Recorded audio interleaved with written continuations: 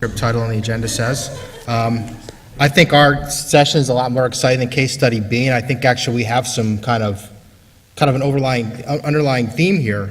Since the way this ended up, we have actually three presenters that are going to speak about more environmental efforts, greening efforts going on in the food retail sector. We have two pretty recognizable names, Paul Gillis from Hannaford, Joe Berman from Price Chopper, and we also have Andy Bray from NMOA, which is the Northeast Waste Management Officials Association. Obviously, I don't think I need to really give you guys background on what Hannaford and Price Chopper do, but just as a matter of introduction, NMOA is a not-for-profit.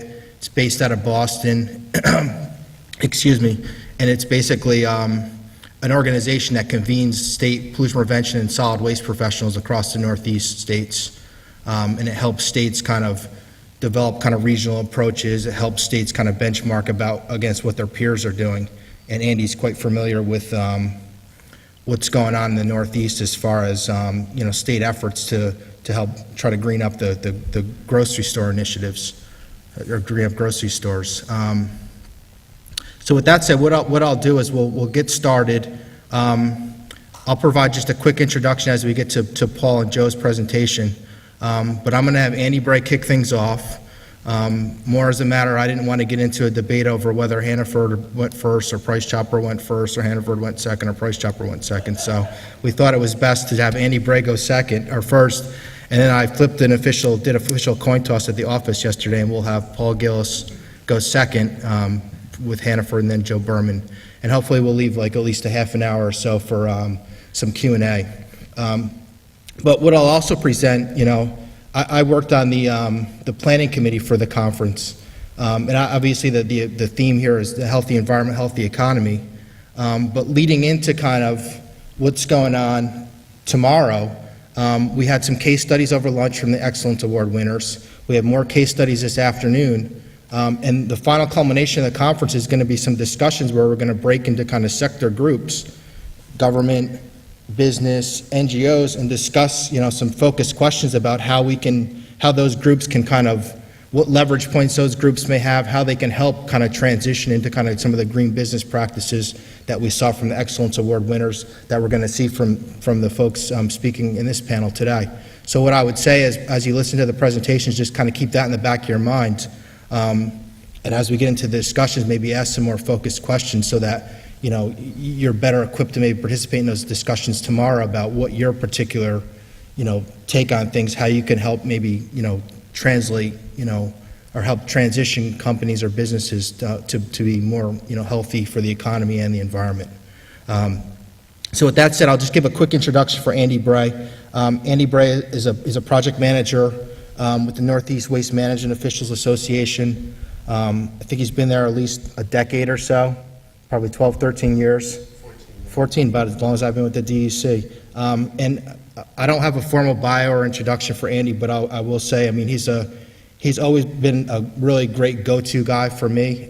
Anything I have as far as if I want to learn about what, Massachusetts is doing on a certain P2 topic or what New Hampshire is doing, Andy Bray is the guy to go to. He's very skilled in IT solutions, policy, project management, the whole gamut. He's done a lot of great work at NMOA. So with that, I'll turn things over to Andy.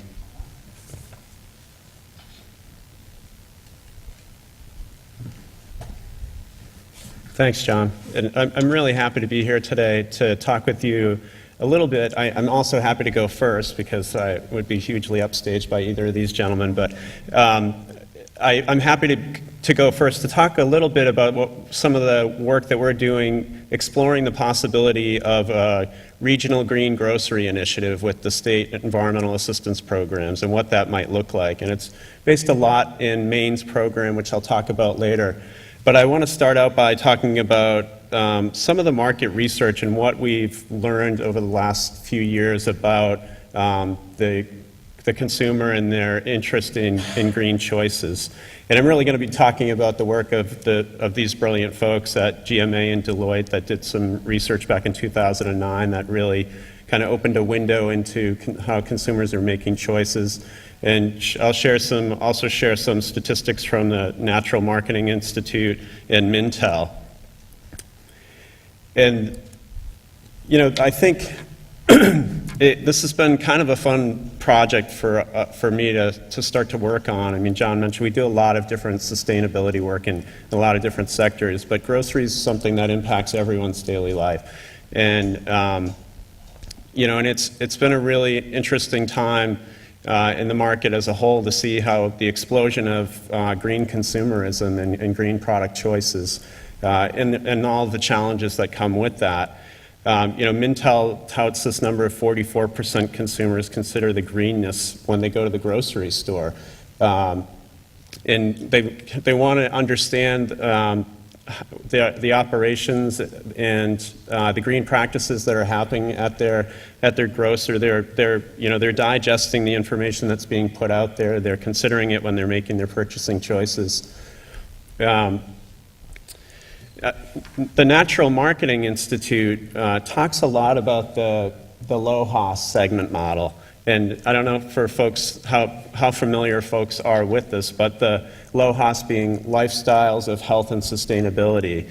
And they parse it into these 5 categories. And I'll talk just for a minute or two about each, as it kind of shapes some of the other points further in the presentation. But LOHAS, those folks that are really driven to make healthy choices both for themselves and for the environment, they're active stewards, they're dedicated to their own health and to the health of the planet, and really heavy purchasers of green products. They're not ones that are just being spoon-fed whatever green marketing pieces out there. They're self-educating, they're drilling down, they want to understand.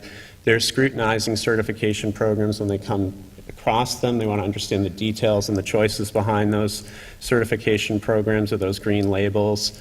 So those are the really active and engaged consumers, and I'll talk more about their purchasing habits in a little bit. The natural lights, similar in some ways to the LOHAS, in that they are educated and very health conscious in making purchasing choices around healthy purchasing choices. They're less focused on some of the environmental impacts maybe of those products and more about focused on their own health impacts of what they're consuming and what they're buying. The drifters, these are folks that can be swayed. They're engaged. Yeah, we're on the green bandwagon. We're with you.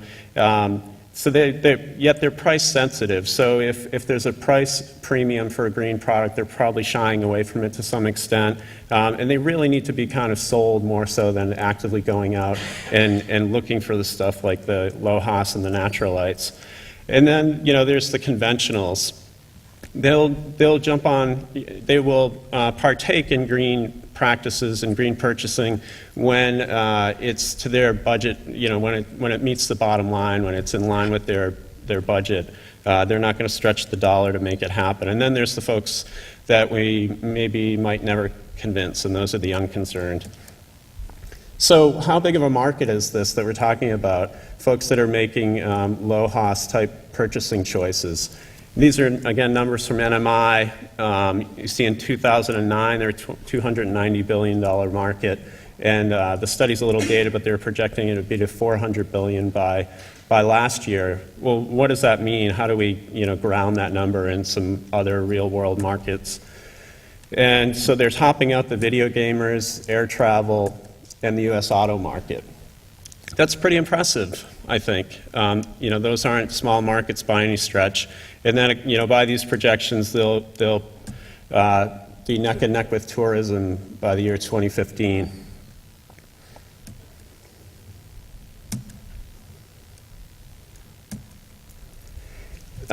So, is this news? It's certainly not news to these gentlemen. It's kind of hardwired at this point. The market has really shifted to capitalize on the green choices that consumers are making, and there's also a whole industry, around helping grocers and others market their sustainability and how to do that. This is just one example of some support that's out there to help folks do a better job of that. I'm going to talk now more about some findings from the GMA Deloitte study that I mentioned. There's a study in 2009 They talked to over 6,000 shoppers about their purchasing habits as it relates to green and sustainability. And we gained a lot of insight through this study into those habits. And I just want to highlight some of them for you.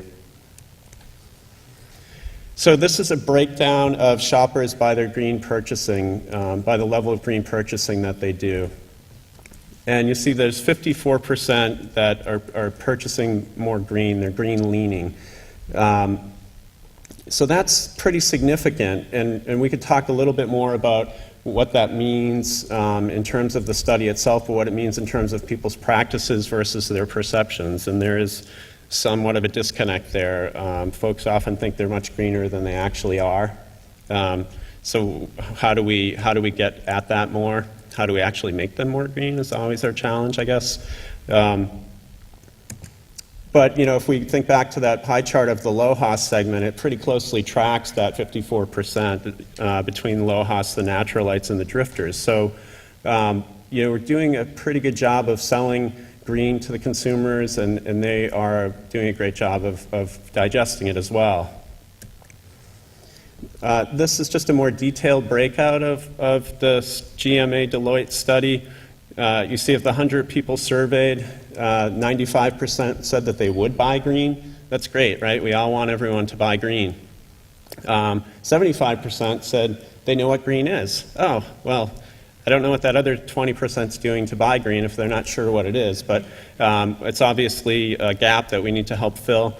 63% are looking for green, and yet 47% that were leaving these supermarkets said they saw green products on the shelves, and now we're down to this little nuclei where only 22% actually left the store that day with green products. Interesting. So there is a disconnect there between people's perception of how green they are and their green purchasing and what they're actually doing when they go to the store. So, what do we do about that? It's an interesting educational opportunity and a whole host of other challenges about people's what they're consuming and what they think of as green. And I just wanted to jump over to this other little factoid, and I'm sorry to be throwing so many little factoids at you, but I find that there's a really compelling argument for doing more to highlight the green operations that are going on in groceries. And I'll come around to that in a minute, but so Mintel highlights that 54% of consumers say more green products are available at their favorite store than a year ago, and that's great because the people are obviously out there looking for them. Some people don't quite know what they are, so the more visible they are, the more that helps. It's all kind of an evolution in educating the consumer market, but there's a clear gap between practice and perception that we all need to work more on.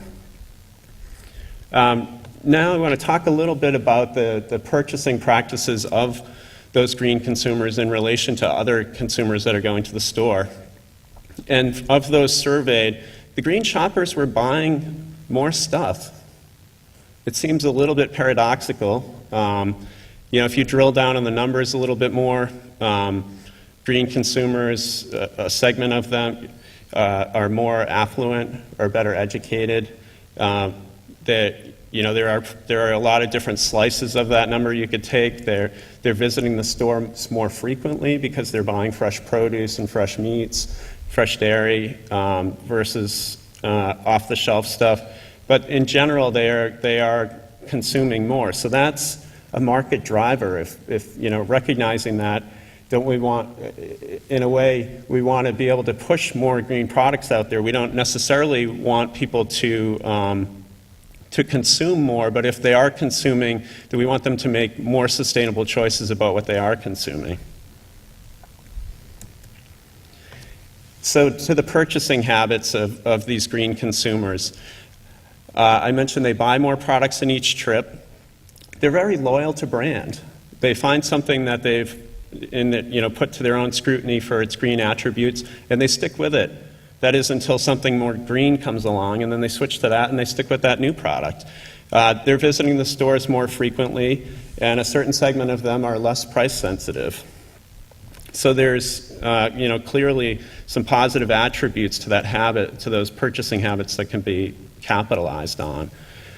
But how do they know green when they see it? Well, there's a lot of third-party certifications out there. There's a lot of labeling standards. Some are more rigorous than others. Some are more transparent than others. The LOHAS folks are going to really drill down on the standard and want to understand it before they start putting their money behind it. Other folks will see, I don't want to pick an actual symbol that's up here, but a nice tree or a field, a pasture, and say, ooh, that looks nice. That's got to be good for the environment, and buy that. But creating, having these brands that are recognizable and verifiable and transparent is important for the green consumer, to be able to help them make the choices, for them to be able to kind of cut to the chase somewhat. And I think that's a good segue to what I really want to talk about, is this work that we're doing to start to explore the possibility of a regional green grocery initiative. So I'll talk for a couple minutes about Maine's program in this sense, and talk about how we're exploring with the states how we might scale that up to a regional initiative. Maine has a statewide environmental leaders program. It cuts across various sectors, hospitality, grocery, obviously, and other sectors, where they've gone out and worked with those industry partners to develop a program by which those partners are self-certifying their practices. They go through a process of filling out a certification workbook, and while I'm talking, I'm just going to click through some of the views for the grocery workbook. But in the main program, the facilities are self-certifying, and it's a flexible program. It has an on-ramp where folks can come in where they are today and gain points and some level of recognition for the work that they're doing today. It ratchets up over time. It kind of moves the bar and encourages them to adopt more sustainable practices to be able to stay in the program or gain new levels of recognition. There's other components to the program, like technical assistance available through the state. If you have a question about stormwater or maybe some cleaning chemicals or some labeling questions, you can contact the state for technical assistance and they'll work with you. They have, I should have checked with them before coming, they have, I think, more than a dozen grocery operations certified right now, and a dozen or so more that are kind of in the works for the very near term. And in Maine, when you are an environmental leader, it comes with recognition. There's a brand for it, which I think is in one of the later slides. There's a logo and rights to use the brand in publishing and highlighting what you're doing. There's free press. The program manager within the DEP actively works to highlight when a new facility is recognized, work through to get that published in the press, and other components to the program. And so we've been talking amongst the states about this model that Maine has, and considering whether other states would want to take up such a thing. It's early in it's still in its formative stages. They're still considering it a pilot to a greater or lesser extent. And so they've learned some lessons, and yet they're open to listening to where they might take the program next. So that's great, from a multi-state perspective. We have 8 states that are members of NUMOA, the New England states, New York and New Jersey, and we're talking with folks in those states about what a regional model for this might look like that would allow groceries to participate in being recognized for their more sustainable practices, for their sustainable practices and their greening of their operations. So what might that look like to have a regional green grocery recognition program? And I'll pause just for a minute to say, you heard me say that Maine has a self-certification or a certification program as their environmental leaders. Certification's a funny word. They have a point system. They have a mechanism for the companies to come in and tell the state about what they're doing, what sustainable practices they have. I mentioned that it's flexible. They don't have to be doing everything. They do have some verification when the companies certify. They go out and they verify a certain number of those operations a year to see that they're actually doing what they say they're doing. But certification itself can be a scary concept for folks. Scary is not a great word. Intimidating or sound too rigid. It can be somewhat off-putting. And what we're really thinking about, for this regional program is more of a recognition program that by which there would be some self-assessment process, maybe by which the grocers would tell us about what they're doing. There may be some tiered recognition. Everyone seems to like the idea of having an on-ramp, bring people in where they're at, but challenge them over time to do more. There would certainly be free technical assistance available through the state assistance programs. If any questions arose, certainly for the smaller independent operations that don't have the resources that some of the larger chains do, to be able to access those resources with technical questions about their sustainable practices. A recognition component, a recognition component such as decals to display on the front door, logo, as I mentioned, similar to the main program to use in literature and advertising and in talking externally about their sustainable practices. So we're kind of in the very early stages of talking about this, and I'm really happy to be here on this panel to hear about some of the great work going on at Hannaford's and Price Chopper, and really think, as we move forward with our conversations with the states about, what shape this program might take on and really how, what it might look like to try to do it on a multi-state basis. And, just to pause on that just for a moment before I close, the elegant notion of doing this on a multi-state basis is that it allows the grocers to really have a single set of rules to go by to be recognized for their sustainable practices. Oftentimes, programs like this pop up on a state-by-state basis, and the rules are different across state lines. It's never a good thing when you have operations in multiple states and you need to pay attention to the changes to the rules in different states, and it doesn't help to institutionalize this for the chains, across state lines. From a state perspective, there's a lot of economies of scale in doing it on a multi-state basis. It allows us, maybe through NUMOA, to help to build the mechanisms for the program and for the states to be the implementation arm at the individual state level. So there's economies of scale for doing it that way and not reinventing the wheel in multiple states.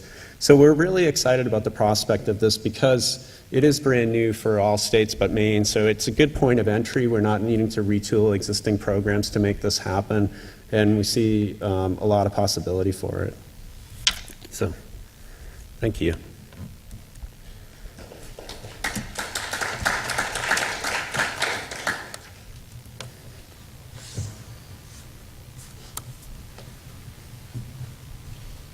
Okay, thank you, Andy. We're just going to hold questions until we get through with all three presentations. While I switch slides here, I just came to realize that I neglected to introduce myself. John Vanna, I'm with the DEC's Pollution Prevention Program. I'm a section chief in the program. You're becoming a little bit acquainted with some of the programs that I manage, the Environmental Excellence Awards Program, New York State Pollution Prevention Institute. Tomorrow you'll be hearing a little bit about the state's Executive Order 4. My section also manages a leaders program that New York has, much like what Andy was referring to with Maine. But with that, I'm going to turn things over to Paul Gillis with Hannaford to provide you some information on some of the work that Hannaford's doing with regards to their new construction and building retrofit. But Paul's been with Hannaford for 20 years. And he's a civil engineer by training, and he's a lead professional. With that, Paul? Thank you, John. I'm going to change your slides, right? I'll try it. Let's see. So what I'm going to talk about today is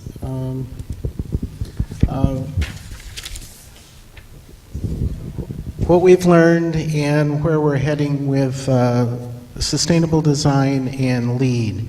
2.5 years ago, Hannaford opened the first platinum level LEED certified supermarket in Augusta, Maine. It's this building here. It was a bold a move that involved hundreds of people throughout the organization, but it was the beginning of really the sustainable design in our facilities.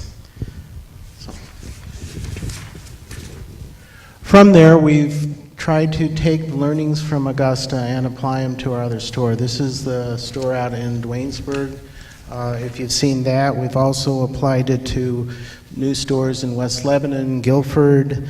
Livingston is under construction right now, and Malta is also under construction. Somebody lived near Malta here, and those are LEED certified buildings.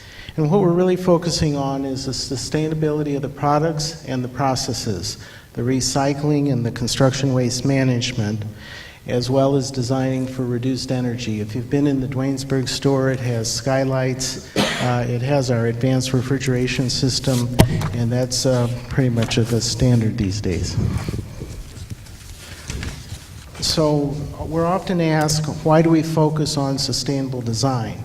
Well, in large part because it relates to our corporate strategy and focus areas of people, planet, and products.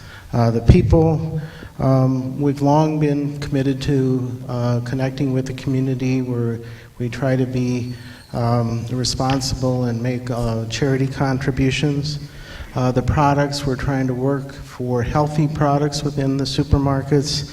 We're particularly focusing on close to home program and our guiding stars. And of course, the planet is one of those areas that we have to take care of, and we've been recycling, and we've tried to lower our energy use, as well as using earth-friendly refrigerants. We were one of the early adapters of that. Why build the LEED stores? Supports our strategy. We want to operate as a sustainable company, and we want to lead and learn. We're using Coney really as a learning opportunity. It's also a competitive advantage. This is a conference on economy, and it helps. We found that 92% of college graduates want to work for a company that is environmentally responsible. So it increases your potential labor pool and makes you an attractive operator for those people that are graduating. So the areas that we're focusing on are really in site design, water use, energy, the building materials, and the indoor air quality. For those that may not be familiar with LEED, it's the program by the USGBC based in Washington, D.C., and we see it as a very important third-party certification process. It's not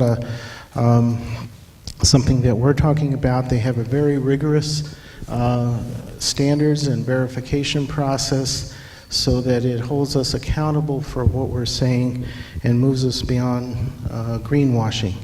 It also is a very important organization in the whole movement, in that it continually refines and raises the bar on the standards. So what was acceptable several years ago may just meet or not be worth a point these days.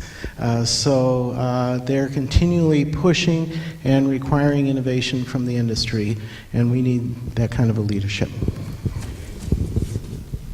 So here's LEED is you're certified at various levels. The tiering that you were talking about, John, LEED has the same thing with the certified silver, gold, and platinum. We made the conscious effort that we wanted Augusta to be platinum, and you can see that we obtained 57 out of the 52 points required. Very important to focus on the energy and atmosphere, the indoor air quality, and sustainable sites. In Augusta, 70% of those points, we got 70% of those points. In Dwaynesburg, we got 68%. So the standards set in Coney are carrying through the rest of the organization. People really care about environmental design in their purchasing. We're finding that, and that it's important to the customers. And if it's important to the customers, it's therefore important to our business. Here is one of the, could we go back one slide? Yeah, I don't know, for some reason it advanced. So Coney High School had a lot of equipment that we'll see. We ground up the building. It was an old high school that had been abandoned 2 or 3 years before.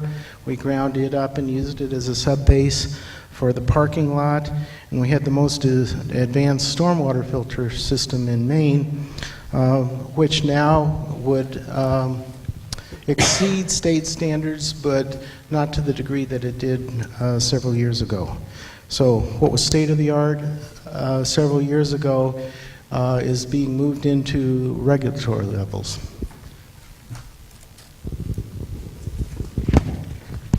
So we took the abandoned desks and worked on a recycling program.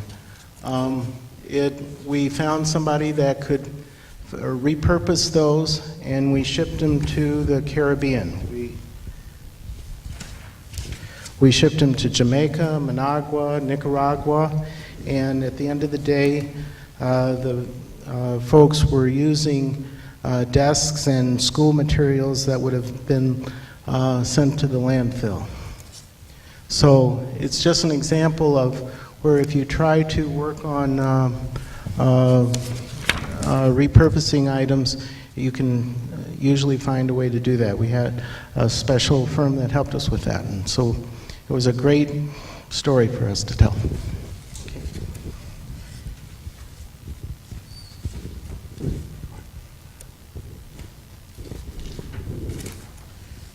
So, we expanded the lead design into our other projects. The big items are recycled material content. We're using recycled glass top containers. We're using burl oak in our countertops. You've probably seen it in ours and in Price Choppers, the LED lights on cases, the skylights, and the advanced refrigeration system. We coupled with the geothermal well in Augusta, that 47,000 square foot building doesn't use any external heat. It just uses the heat reclaimed from the refrigeration system. So and this is in a climate where you get 2 or 3 feet of snow. So the combination there is very important. In all the cases, and LEED encourages this, the first emphasis is on reducing the energy use and the resource use, and then finding the most sustainable way to do it. Some things that the jury's still out on is geothermal wells. We haven't found them to be as cost effective as we would like, and it's hard to roll them out. Solar power seems to only work when there's subsidies, which is unfortunate because there's such a large potential there. Daylighting is very worthwhile. It creates a different environment, but it punches about 30 or 50 holes in your roof, which can be an issue. So we're experimenting with different ways of bringing daylighting into the stores. And the green roof is a great concept, but the structural implications of putting a foot of dirt and the associated plants and the water in an environment where, again, you get 2 or 3 feet of snow just doesn't make it practical. So we're probably not pursuing green roofs in the future. One of the big wins that at least was surprising to me was the water reduction. We were able to use low-flow plumbing fixtures, drought-resistant plantings so we don't have an irrigation system in our parking lots, and iceless seafood cases. You can see here on the left, if you've been perhaps to one of our stores where we had the iced seafood cases. Well, that requires a lot of water to create the ice, and then at the end of the day, it requires a lot of hot water to melt the ice and send it down the drain. The case on the right is a glycol cooled case, and it actually keeps the fish in better condition and significantly reduces the water use. So we've been able to reduce the water in the stores by about 40%.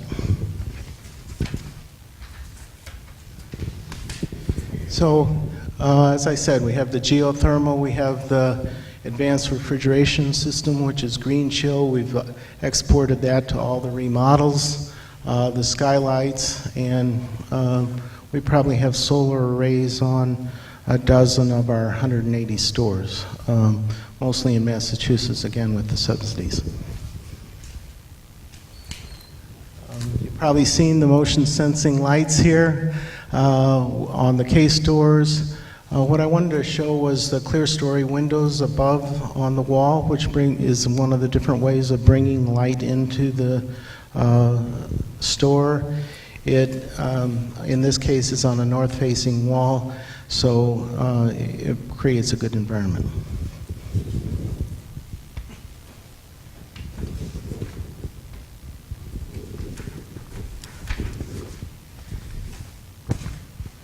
As you were talking about the on-ramp, the lead was an on-ramp being processed for us, though it was one that created a galvanizing driving force. The supermarket use is about 56% less than the typical supermarket use in energy. This is a building that doesn't use the external, but it was starting from a basis, and I'm sure Price Chopper is in the same range, that's about 30% less than the typical. Energy has always been a critical factor for supermarket operators in Maine, and this was just one of those driving forces that pushed us to go the extra mile.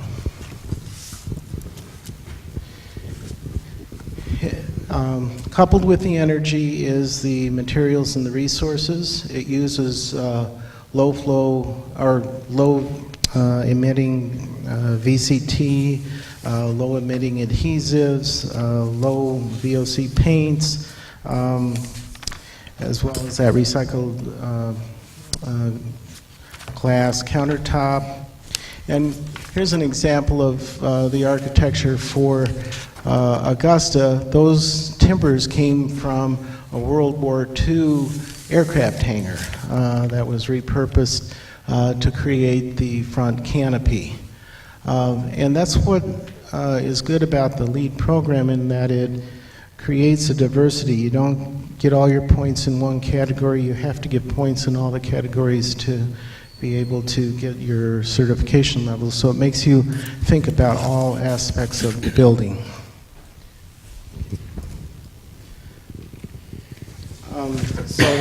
For the indoor air quality, it's the low emitting materials, so you're not having the off gassing. There's thermal cover. People can adjust their own offices, and increased ventilation. Increased ventilation is one of these topics that has the yin and the yang to it. If you bring in more outside air, you have to condition it, which takes energy. At the same time, it creates a better environment for the people, so you're trading off environment for the energy usage. We also try to focus on the products that are used for cleaning and try to make them have at least the EPA designations for design for environment cleaning. Again, there's attention in making sure that you cover all your food safety issues while having the most green product that can meet those needs.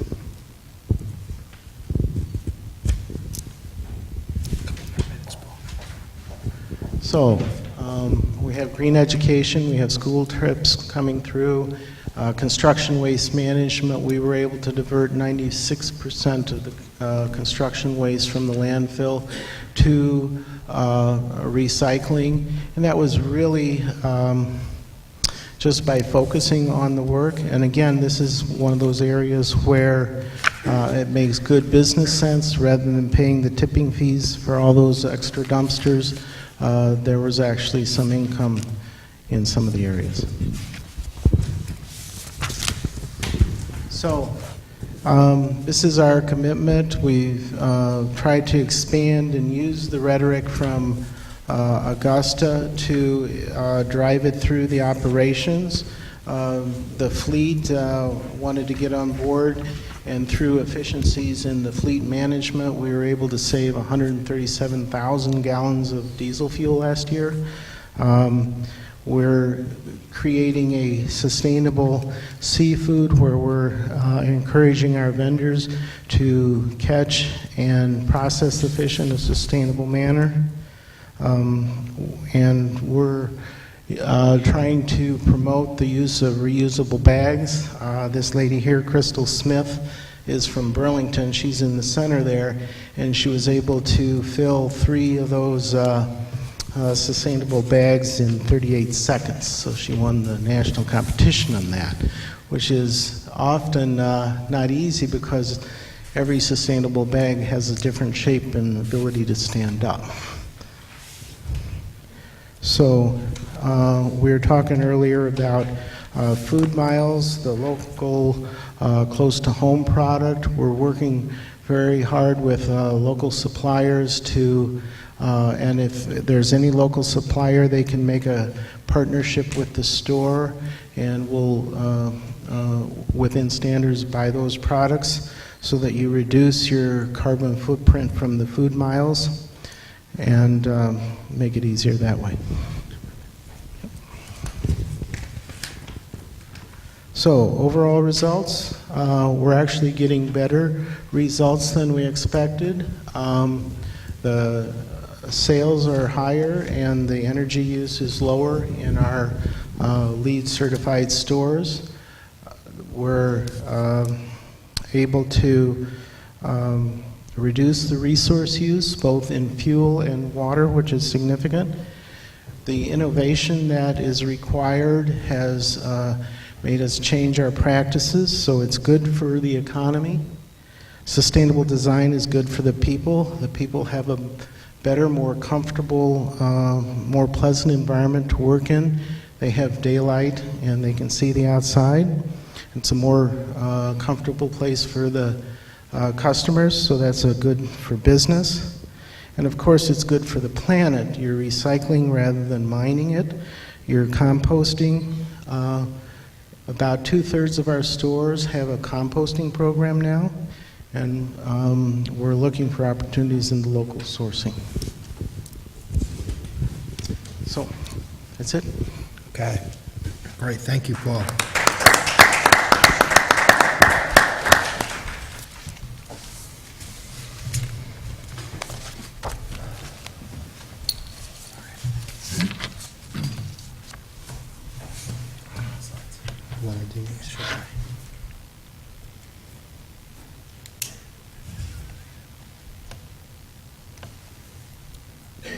Okay, our next speaker, Joseph Berman from Price Chopper.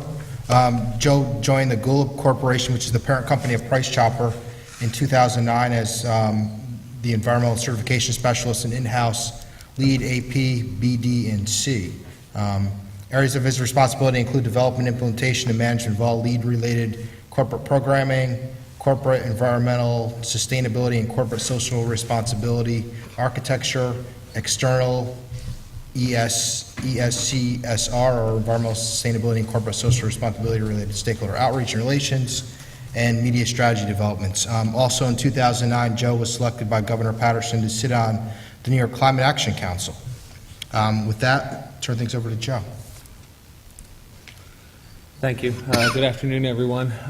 First of all, I want to thank you all for the opportunity to be here. Thank you for coming to listen to us talk, and thank you for the phenomenal introductions and participation by my esteemed colleagues over here.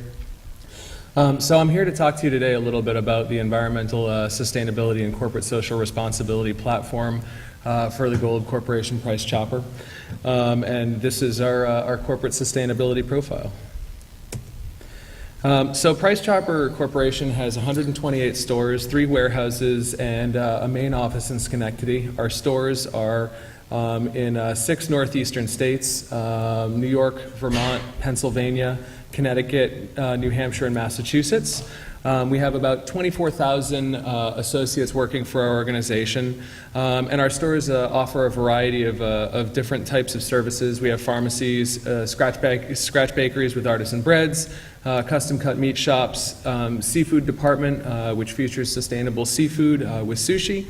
We have full service floral departments and a variety of kosher selections as well. So I want to talk to you today a little bit about the business case for what we call ESCSR. So first of all, I want to start this off by saying, wow, so many acronyms. There are so many different acronyms to discuss what corporate sustainability can and or should be. SR, CSR, ES. We call it ESCSR because we think it's environmental sustainability and corporate social responsibility, and we really see a pretty profound integration between what those two components to sustainability and sustainable platform development can and should constitute. We've adopted a triple bottom line approach to sustainable business. As my colleague from Hannaford said, we talk about people, product, and planets, or planets as if there's more than one planet. And really our philosophy behind this is that what's good for the community is good for the company. And the reason that we say that is because our company is in all of the communities that we do business in. The people who staff our stores, the people who shop our supermarkets are from the communities that we do business in. So we are literally the fabric of the communities in which we operate. And we want to support those communities in whatever way we possibly can from an ESCSR perspective as a good corporate citizen. We are trying very hard to view waste as a revenue stream at this point in time. And so we're looking really at conservation broadly and from optimization from a business perspective. We see a huge utility to the benefits associated with green and sustainable branding from a corporate development perspective, from a product sourcing perspective, from a supply chain perspective, et cetera. And we're looking at developing an ever more expansive outreach strategy utilizing traditional media and social media as well, because just in terms of a belt and suspender approach to what those different media, I guess, frameworks provide for us as an organization, there's really some very exciting new opportunities, and there's some very tried and true approaches that are still entirely viable as well. So the principal areas of focus for our ESCSR platform are sort of as such. We're really looking first and foremost at energy consumption and energy waste reduction strategies. Supermarkets, by the very nature of what they are from a buildings perspective, utilize a really significant volume of energy, and any area that we can produce higher levels of building energy efficiency are areas that we're going to scrutinize to the utmost and really do what we can to implement high efficiency solutions. This is both from a business perspective, but more importantly, it's from a greenhouse gas mitigation and carbon footprint reduction perspective as well. We're looking at materials waste reduction strategies. Extended producer responsibility is something that's coming, I suspect, very, very shortly for the supermarket industry. And what we're really trying to do is mitigate the volume of solid waste materials that we produce just by the very nature of our business. We're looking for opportunities to cut that really in all sectors of the business. Carbon impacts and carbon footprint reductions, again, as I said, we're looking at emissivity, and I'm going to get a little bit more into that as the presentation goes on. What that means to our organization, the varieties of different interfaces where carbon, where we're emitting carbon, and how we can reduce that footprint from a strategic perspective as well. Customer comfort and community involvement. This ultimately goes to indoor air quality issues, as my colleague from Hannaford just pointed out. And we're deeply involved in all of the communities that we do business in from a corporate stewardship perspective, from a community giving perspective. We're actively involved in philanthropic giving throughout the communities in which we do business, and it's something that we place a very strong corporate emphasis on. Just as not really as an incidental, but as part of what our corporate DNA constitutes. The company's been in business for over 72 years. It's been family owned the entire time that the business has been in operation. We are 3 and possibly at some point relatively soon 4 generations deep with the Golub family. And the Golub family has lived in and around the Schenectady area for the entire time that the business has been in operation. So to say that we are deeply embedded in the community is really kind of an understatement. The community, the Capital District, is an area that we deeply are looking to not only involve ourselves in more, but it's an area that we've been involved in very deeply for, as I said, 3 generations, and all of the outlying areas as well as we're looking to integrate more fully into that as well. Really, you know, from a strategic perspective, we're also looking at resource usage impacts, reduction strategies, and implementation, customer comfort and community involvement, as I said, and the overall environmental benefits of those particular things. So I want to start off talking a little bit about sustainable buildings. As John said, I'm a lead AP, BD&C, and I was the last class of lead 2-2, so we've moved on to 2009 now, and at some point relatively soon we'll be doing lead for 2012. Right now, Price Chopper has a sustainable building mandate that has come down from the president and CEO of our company, and that's that all new ground-up construction will meet a minimum of LEED accreditation, LEED certification for that construction. All remodels will use the newest and most sustainable technologies, and that Price Chopper will continue to work with our suppliers to provide environmentally sustainable products. As I said, this is a top-down commitment, and this top-down commitment really empowers not just myself, but all of the associates and teammates that work for Price Chopper to work for ever increased levels of environmental sustainability as an organization. So right now, Price Chopper has 3 LEED certified projects. We received a LEED Gold certification at our Warwick, New York store. This has all actually just occurred this year, and so I believe that everyone in this room is the first public recipient of this information. We have yet to actually go to press with this, so this is a little bit of open disclosure here. Price Chopper in Warwick just achieved a LEED Gold level certification under LEED for Retail Pilot 2.1. Our Madison store achieved a silver level certification under the same standard, and as did our Colony, New York store as well. As I said, all of those certifications were achieved this year.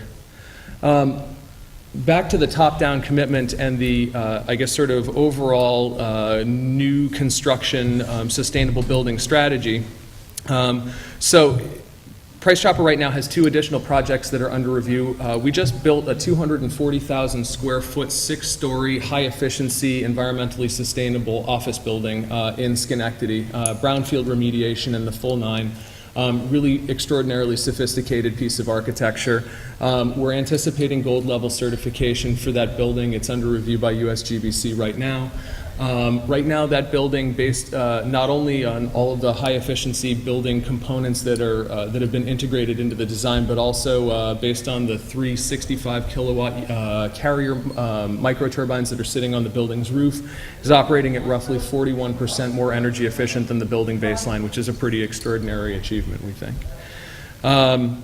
So right now we're also under review in our Middletown, Connecticut store. We're anticipating LEED Silver certification under LEED for New Construction 2.2. That's actually one of the locations that has a 400 kilowatt UTC microturbine operating in the back of the building.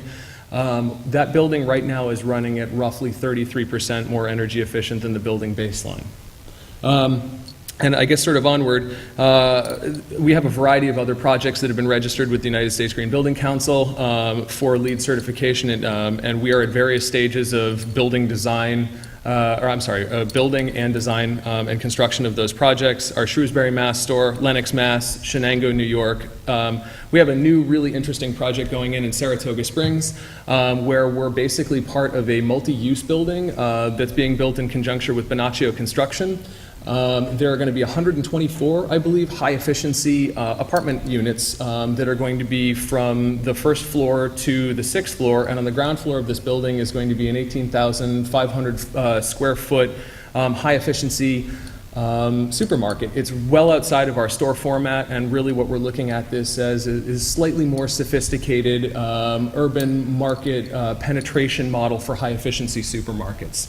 So that's a pretty exciting project that we're working on that's been registered with USGBC. New store in Binghamton, New York has been registered and is being built to LEED standards, and so are our 2 new stores that we've broken ground on, and we're in the process of building in Hopkinton, Mass. and Gardner, Massachusetts. Price Chopper, from an ESCSR perspective, has developed a number of very important partnerships with outside organizations. We really view these relationships as deeply informative, as dialectical. The dialogue space, the conversation, the idea sharing, the cross-pollination between these organizations and our company really, we think, is critical to allowing the ESCSR platform of our company to grow and thrive. We work with the United States EPA Green Power Partnership to facilitate the purchase of environmentally sustainable power, and I'll get more into that a little bit later. We work with the Food and Marketing Institute's Sustainability Committee. My boss, Bill Sweet, is the chair of that committee.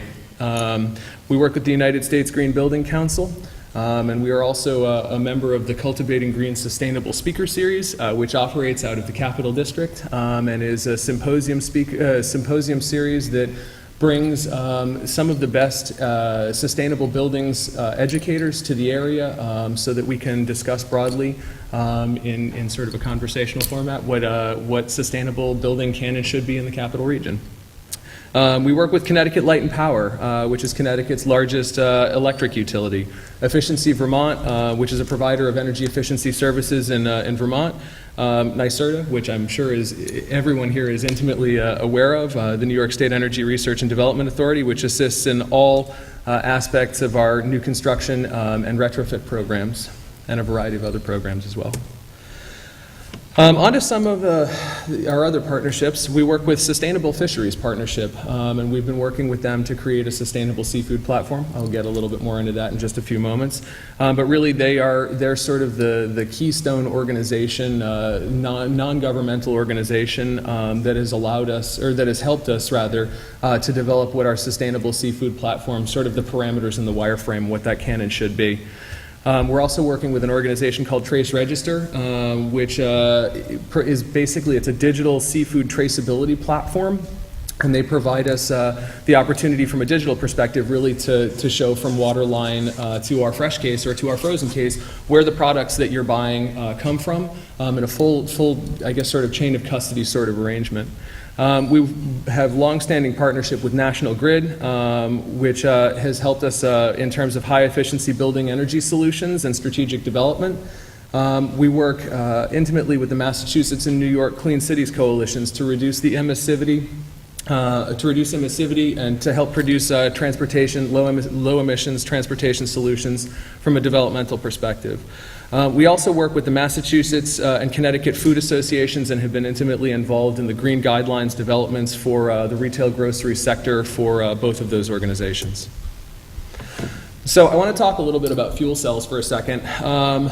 Price Chopper was the recipient of the first 400 kW UTC fuel cell.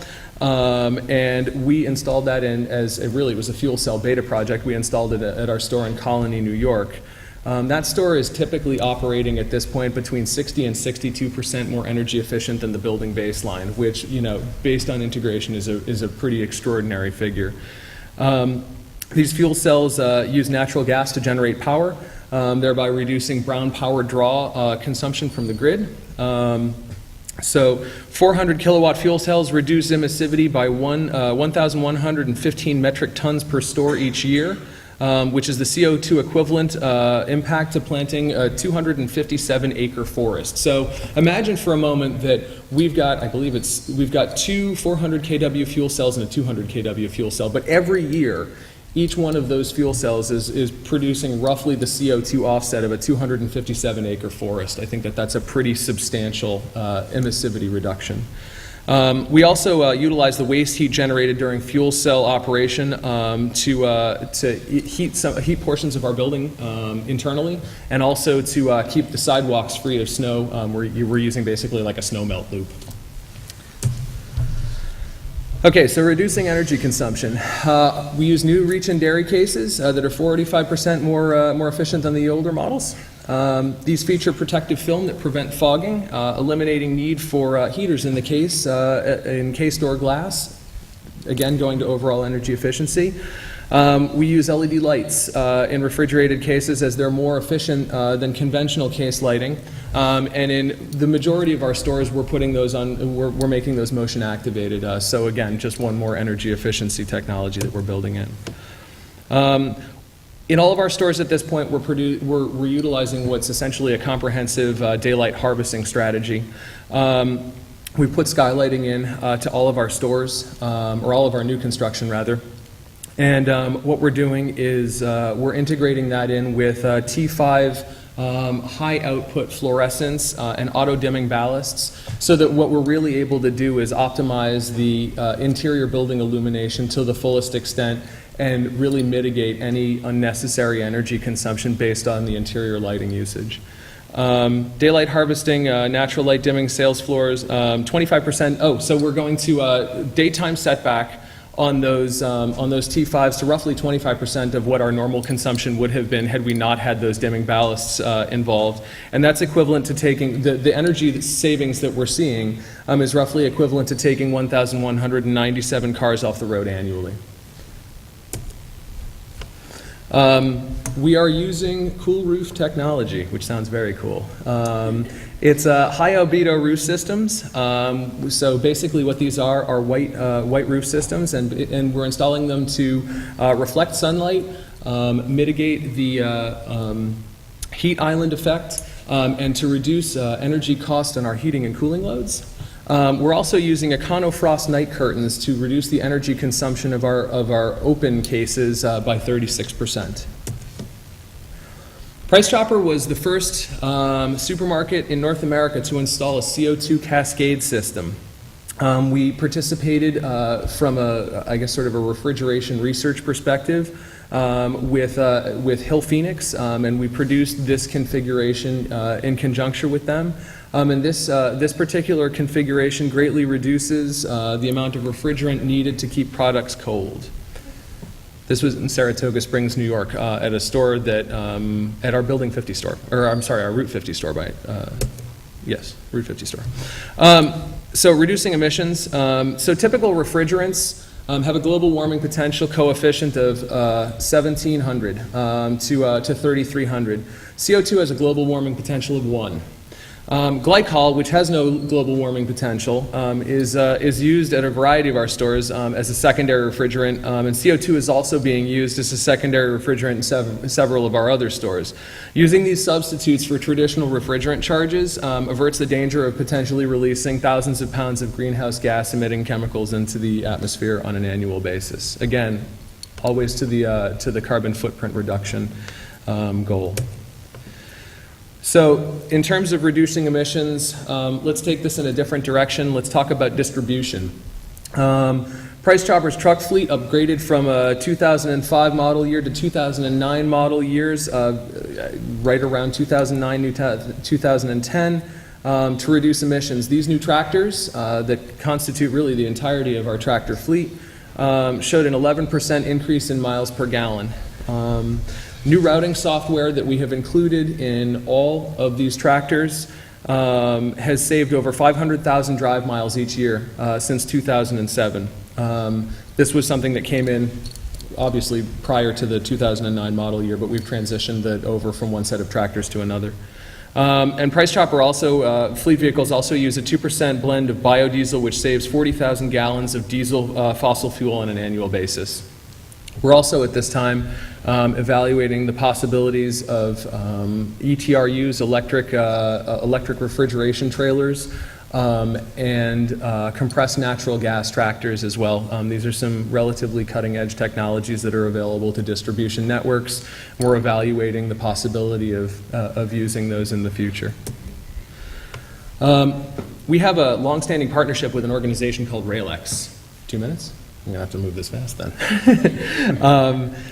So we work with RailX. RailX, basically, what we're doing is we're taking a lot of the product that comes in from the West Coast, moving it to the East Coast via rail. This shipping process has reduced our fuel consumption by 5.2 million gallons of fuel saved per train, and it gets all of our product to us within a 5-day time period. So right now, as part of an emissions reduction strategy, Price Chopper requires, as part of our site design criteria, that a minimum of 20% of the materials used in the construction of our supermarkets be harvested, produced, or manufactured from within a 500-mile radius of the site location.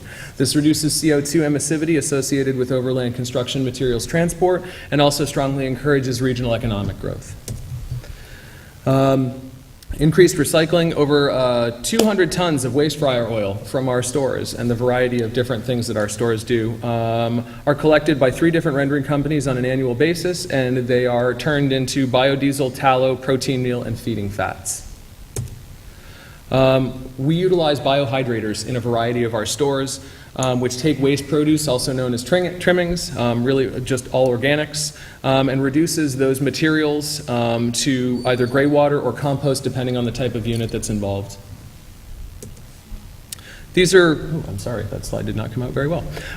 These are some pretty exciting numbers. Right now, Price Chopper, over the past year, in terms of all of these different variables, we have a resource recovery facility that's been in operation since 1991. This year, for the variety of different materials that we've drawn into our resource recovery facility, have recycled a total of 871,629 pounds of recyclable materials, and sold them on the open market. We have reintegrated those. So, United States US EPA Green Power Partnership, Price Chopper has recently become a US EPA Green Power partner, and we have been named as one of the top 20 largest retail purchasers of green power in North America. We're currently purchasing 3.44% of our overall annual electrical consumption as a company in the form of renewable energy credits, which are 100% wind. This comes out to be roughly 12,000 megawatt hours that we're purchasing in RECs. The greenhouse gas mitigation of just this alone is 5,995 tons of CO2 every year, which is the equivalent emissions of 1,000 American homes annually, or almost 2,000 passenger vehicles removed from the road on an annual basis. We are also a very active participant in US EPA Green Chill, and have received a Platinum Award for our advanced green refrigeration technology in Colony, New York in 2009, and we just received a Silver Award for advanced green refrigeration technology for our Warwick, New York store in 2010. We have a sustainable seafood program that, as I said, was put together with Sustainable Fisheries Partnership and Trace Register. We deployed that this past year, and we are working stridently at this point to mitigate overfishing, species decline, marine ecosystem contamination, and habitat destruction through our product sourcing, through our traceability efforts, and through our work with our partner organizations.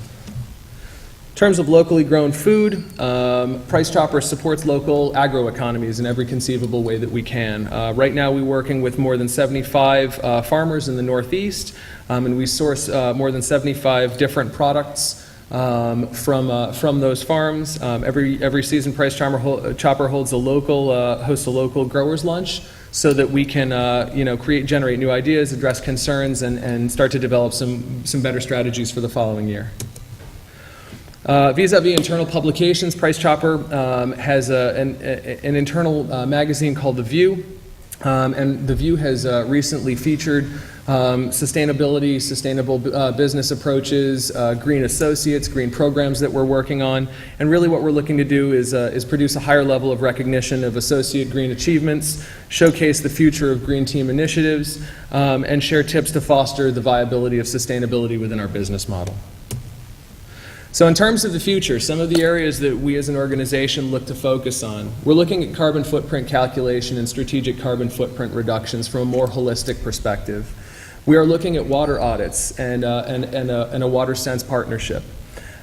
We are actually in January going to be deploying what will be the largest democratic body within the company. It's going to be a company-wide sustainability continuous improvement team that will touch on every department of the organization, so that from a multidimensional perspective, we can look at what sustainability means to us as an organization, goal-orient our organization from the broadest stakeholder network possible, and drive an ESCSR platform that's meaningful to everyone and that has the broadest possible scope involved.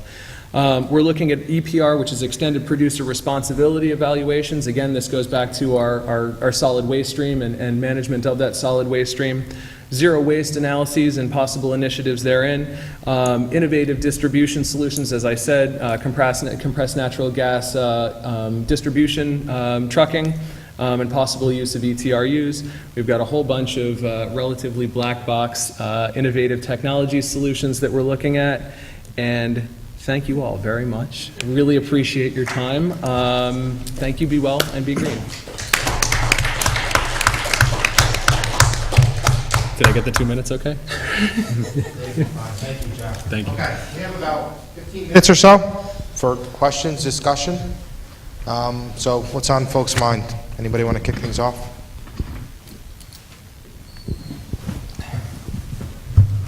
This is really a question for everyone.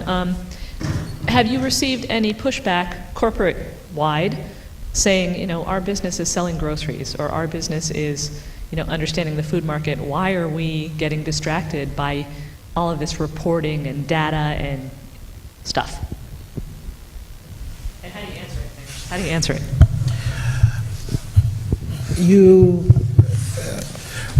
In the large part, we received more, can I play, how can I help,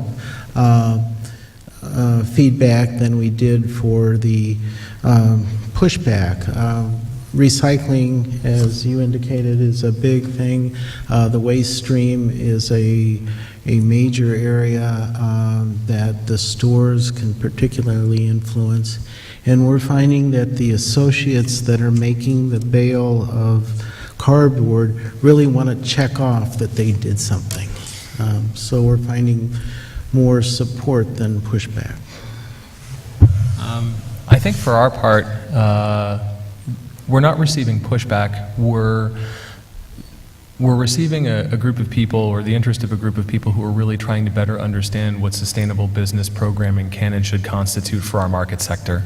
Once we typically get to, I guess, more explanatory thresholds where we are providing that information to executive leadership, there seems to be a ready willingness to not only buy into what it is that we're discussing, but to facilitate from an implementational and from economic perspectives as well. We recognize that this is the best type of stewardship, or one of the best types of stewardship that our organization can pursue. And so I think more than anything else, it's a question of trying to understand the nature of what that stewardship should constitute, and then the movement of I guess sort of more of an implementational movement of that stewardship forward. And then I would just add that, we're really trying to find the right balance between, coming up with a standard or measures that are meaningful enough to withstand scrutiny, yet not so stringent that people don't want to participate. So it's a balancing act in that sense, or it will be. Yeah. Are you before the question, anybody have any other kind of follow-up or comments on that? No? Okay. Are you gentlemen seeing a push towards, on the waste side, since that does cut into the profit margins, I mean, that's the largest loss of profit margin for the industry is waste and theft. A push to go to brokerage firms and waste brokers, are you guys looking, are you seeing more of an industry drawback to go back and manage that waste yourself because you can then direct it to your own local markets, whereas the bigger box chains such as Walmart has gone into more of a brokerage type market, you know, to move those commodities, but have blanketed it industry or store-wide for all their organization, but not maximizing the actual potentials there for spot or regional recycling efforts. You would think I'd be able to respond to this right away, but I don't actually, I don't have a meaningful response to that. I think that from Price Chopper's perspective, and I'm not trying to be glib, the answer is yes. And the reason I'm going to say that is this. It really depends on the nature of the component of the waste stream that we're talking about. Price Chopper is relatively unusual in that we have this really pretty extraordinary resource recovery facility, and so we're able to take a lot of the waste products that would normally be I guess sort of harvested from the waste stream by third-party providers, and we're able to not only take those back in, but we're able to reprocess them, sort through them, and then ultimately what we wind up doing is selling them on the international commodities market for reintegration rather into, I guess, sort of the material stream. So that's kind of a best-case scenario. We're looking at solutions in terms of how we dispose of our organics because that's a little bit more complicated. And really outside of that, those are really kind of our two primary waste stream issues. We've been recently approached by a couple of third-party providers and some of the municipal waste haulers in the areas that we're looking at that are offering a variety of different types of suites of solutions, and we're taking those into consideration. But I think in terms of what might constitute a standardized business approach for a company that doesn't have the waste mitigation facilities that we do, we're kind of atypical in that space. Does that make sense? Okay. And I guess I would just add to it that I think that the size of the food waste volume is unique in that sense, in that it doesn't lend itself to what you're suggesting. It is a local solution in large part. It doesn't lend itself to consolidating and all of that. And that's actually an interesting segue. That's exactly how we're looking at our organics issues. Because as you said, there is a complexity there because it is the utilization of those organics should stay relatively local. There's no reason to take those organics and sell them out on the international commodities market like you would with aluminum or with plastic or some of the other recyclable materials components. And so I think that that's what makes it slightly more atypical for us, and that's why we're evaluating different types of solutions for the organic waste materials. And it takes kind of a local, regional type solution to it. We've got 107 stores that do composting. We'd love to have all 180 do composting, but we don't have the haulers or the end users to be able to do that. So you have to find ways to develop meaningful partnerships with people in the local areas so that you can achieve your goals as well. Absolutely.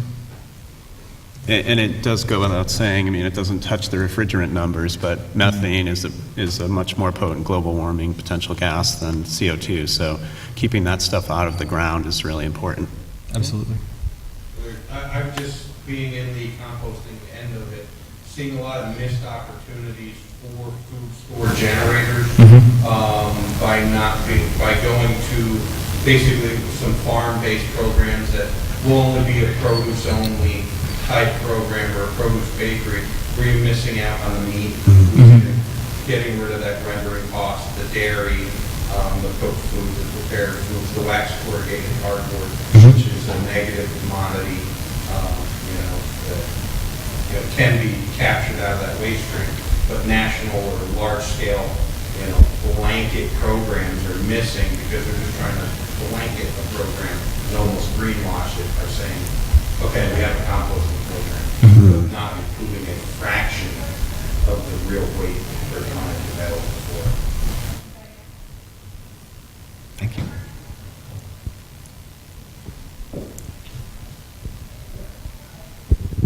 Hello, I'm a political scientist, so I'm always looking for a political angle on things. Is part of the motivation to do the things that you're talking about the desire to stay under the regulatory radar so that I'm sorry, could you say that again? under the please? regulatory radar Okay. so that governments don't regulate these businesses in ways that may not be as profitable as the voluntary kinds of things that you're doing? I would say that's not the driving force. The research, as I said, showed that 92% of the people coming out of college want to work for an environmentally responsible company. That's the workforce that we're coming in. If we're not going to be environmentally responsible, then we have a pretty narrow labor field to work with. And as Joe said, you know, the supermarkets are part of the fabric for the community. It is where people are. So if you don't take care of your community, whether you are regulated towards that or not, people are going to notice and they will respond. I think also, I think that food is a deeply political issue right now. And I think that, I think that food is a deeply political issue right now. And I think that the type of business that we operate lends itself specifically towards a higher level of community involvement just based on what it is that we do and how we interact with the community. So when we're looking at stewardship-based issues and when we're looking at impact mitigations, these are, I guess, sort of right-mindedly motivated business decisions, not necessarily politically motivated business decisions. I mean, granted, you know, should we be talking about something like, you know, theoretically impending cap-and-trade legislation or those types of things? Certainly. I think that any business would want to pre-position itself effectively to accommodate for those kinds of, you know, sort of broader legislative movements in advance of those movements being mandated, so that there's not really just sort of a scramble to change your formatting or to meet, you know, and accommodate those kinds of you know, new legislative frameworks. But that's certainly not the driving motivation behind it. Okay, I'm going to kind of flip that question and look at, ask a question, pose a question more of government as kind of an enabler. I mean, Andy presented a kind of a model of government kind of almost providing a seal of approval for your operations. As you both probably know, NYSERDA provides some really great incentives. So which government leverage points do you think are most valuable to help you sustain kind of the environmental initiatives you have going on now? Or put another way, what can government kind of do to support, you know, those activities, the activities you have going on? There's a lot of different things. I mean, NYSERDA provides a really phenomenal model, the whole ratepayer model that allows us as an organization to pursue new construction programs or innovative technologies integration, or, you know, or those types of programs, you know. And the fact that there are incentive programs that allow us to pursue things that would not necessarily fit within any sort of reasonable return on investment framework is hugely enabling to us as an organization. I guess from a federal level, there are a variety of different, I guess, sort of bonus depreciation and tax credit availabilities that also make these types of business decisions more feasible. I think in the future, one of the things, and I suspect that you're probably in a very similar position when it comes to this, that we would love to see, certainly in the state of New York, is the development of an SRAC market. We would really like, you know, I know I can say, you know, with the greatest degree of ease that Price Chopper would love to entertain solar as an alternative energy solution, but right now, based on a lack of significant enough incentive funding availability, that's just not something that's possible, you know, within the return on investment framework that the organization has deemed to be, I guess, sort of admissible. And it's certainly not for a lack of desire to you know, to move more in that direction.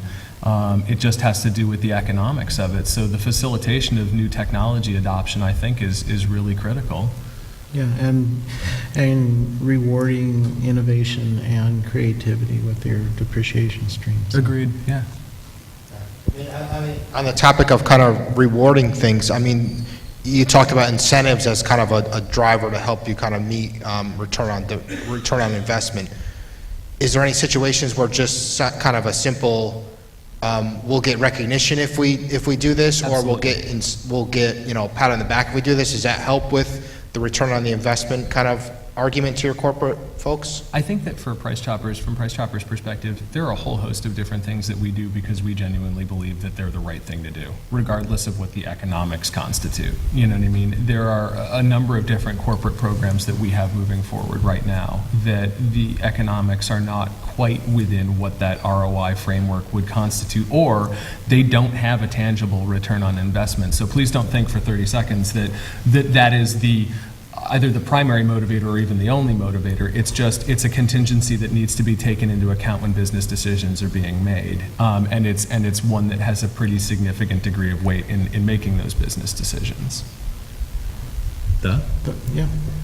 The recognitions would only be meaningful if they're recognize the innovation and are meaningful to the customers. The customers are really the ultimate judge. I think we have time for one more question. It's more of a comment, and that is about the composting of organics. And I think that, you know, there's a lot of opportunity in New York State to combine different types of organic material and anaerobically digest or compost or various other things. Glens Falls anaerobic digester a few years ago has added yellow grease to its profile to aid in the whole system's running, and there are some anaerobic digesters that are using dairy waste, manure, food processing waste, and other types of waste combined. And if, you know, there's a system set up locally, that way all the organic or other waste materials can be handled in the local region without adding transportation cost and greenhouse gas emissions of transportation, because, you know, as Joe was mentioning, that's the type of thing that's better handled locally, but we're not really there yet in a lot of ways. We need to be a little bit more creative and innovative about combining systems.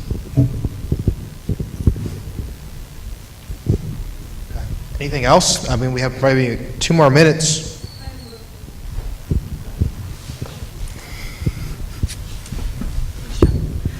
I have, I guess, a question and kind of a comment on the whole issue of self-certification. I'm with the New York State Pollution Prevention Institute, and I guess this is a question for everybody. How do you feel about the validity of self-certification programs, right? We have all these certifications, all these eco-labels, and how do we make sure that those labels are valid, right? The whole point is so consumers can make decisions. And even me as a consumer, I see something, I see a bunny, I see a tree, I see whatever, I assume that somebody has done some due diligence. Or really that should be the goal, right? There's this due diligence behind these eco-labels and these certifications that we're using. So can you guys kind of comment on how self-certification fits in with that and how you can make sure that they're really valid and they provide some good value? Yeah, since I talked about the main self-certification program, I'll comment. I think that, you know, the market will prove out that self-certification without verification is not meaningful to the real green consumer. And I don't think that it will stand the test of time. I think what we've seen, there's a lot of models of this in different sectors where there's a combination of self-certification and some measure of verification. It may not be 100% verification on an annual basis, but there's some great statistical models to show that if you do a statistically significant sample of verifications on an annual basis and you rotate those around, there's a high level of certainty with those self-certifications given that kind of a model. So I think that that's more economically viable. I think a lot of the certification programs struggle on the cost to certify and validate. So I think that might be a middle path that will still get us to some meaningful self-certifications. As far as Price Chopper is concerned, I believe at this time we don't really participate in any self-certification programs. I think, to Andy's point, were we to participate in a self-certification program, it would be something that would necessitate, to a certain degree, obviously, a level of outside monitoring and validation. Otherwise, I agree completely that self-certification without external validation really doesn't hold any weight, and ultimately, I think could conceivably even undermine the credibility of what that certification framework was ultimately designed to address. So from a Price Chopper's perspective, I mean, we're at my recommendation. I would only suggest that we were participating in programs that did have some sort of third-party validation to them. And even there, we would be only working with certification programs that had a relatively developed or a pretty decently developed level of credibility, oversight, transparency, and accountability to outside parties. I think I would agree with that. I think the self-certification can be a tool towards refining the verification and what is possible and what is feasible, but ultimately you have to evolve to some kind of a verification process. I just wanted to mention one example that I think is kind of innovative, and it's Travelocity's Travel Green program. They are only accepting third-party certifications that do have a verification component, and there's some of the ones that you're probably used to, like used to hearing about, like Autobahn and Green Globe. They use the customer as a feedback loop, though. If you go out there and you travel green through them and you find that it is a self-certification only operation, report back and you get a voucher on your next purchase from Travelocity, and they'll kick the facility out of their program, basically. So they have little citizen soldiers out there doing some footwork for them. Okay, well, I think we're out of time, so I'd like to again thank everybody for sticking with us to the end of the day, and I'd especially like to thank our panelists for the informative presentations and the generosity of their spending all this time with us. So again, thank you.